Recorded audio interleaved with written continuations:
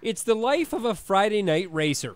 No time to gloat about a big victory, because there's plenty of work to do in the garage to get ready for the next race. But more than a week after knocking off the Bush brothers and winning the Summer Showdown, it has sunk in enough to put into perspective. It was like you won the Daytona 500, and it was a great feeling. He's had that feeling many times in his 27 years behind the wheel, and he has the trophies in his shop to prove it.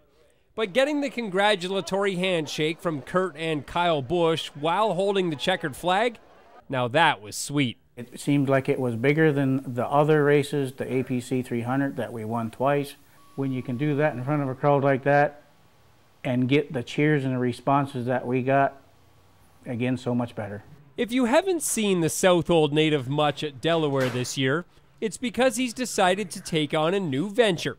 He's traveling around the province with his late model car, dabbling in the Oscar series.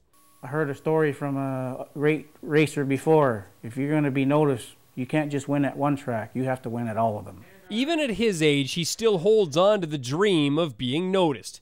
Years ago, he raced in the Cascar series, and now that he feels he's matured, he'd like to get back onto that circuit. Everybody wants to win on the first lap or the first 50 laps or the first 100 laps or first 150 laps. But there's only one lap you need to lead, and that's the last one. And if you're all wadded up and the car's in the pits, you're not winning. That newfound maturity definitely showed as he waited until the perfect opportunity to pounce for the biggest win of his life. And he sums up his nearly 3 decades of racing very eloquently. Maybe not had the greatest successes, but our trials have always been positive. Brent Lale, A News.